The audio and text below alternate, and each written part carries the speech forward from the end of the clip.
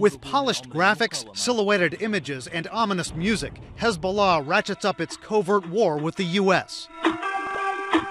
In a broadcast on the Lebanese network Al-Manar, Hezbollah reveals the names of 10 people who it says were CIA officers working at the U.S. Embassy in Beirut in recent years. It includes the name and date of birth of someone it says is the CIA station chief. CNN is not airing that name. The CIA would not confirm or deny if the video is accurate. A spokeswoman said the agency does not, as a rule, address spurious claims from terrorist groups. I think it's worth remembering that Hezbollah is a dangerous organization, with Al-Manar as its propaganda arm. That fact alone should cast some doubt on the credibility of the group's claims. Bob Baer is a former CIA officer who served in Beirut, was involved in operations targeting Hezbollah. I asked him if he found the claims credible. I assume it's correct. I think I understand how Hezbollah compromised the CIA there. They used the telephone link analysis. So, once you tie one phone in to another phone, you can pretty well identify a station.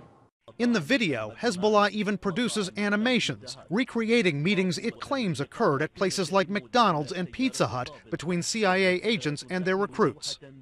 None of that can be verified, but Baer says Hezbollah has eyes and ears all over Beirut, from the area near the U.S. Embassy to the airport, the Defense Ministry, and to Parliament, where the group holds seats.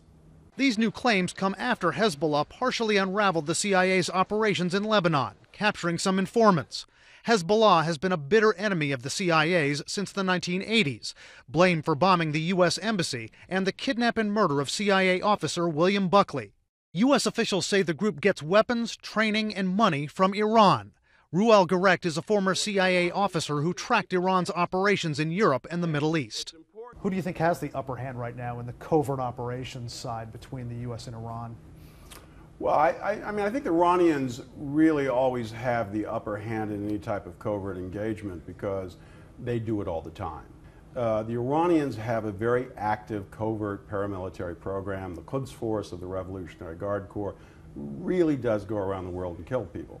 On Hezbollah, one U.S. official who didn't deny Hezbollah's claims to have identified American intelligence officers said, quote, repeating Hezbollah's claims does nothing but serve that group's interests, making things harder for Americans in Beirut. This official said no one is giving up against Hezbollah, pointing out that group has killed more Americans than any other terrorist group except al-Qaeda. Brian Todd, CNN, Washington.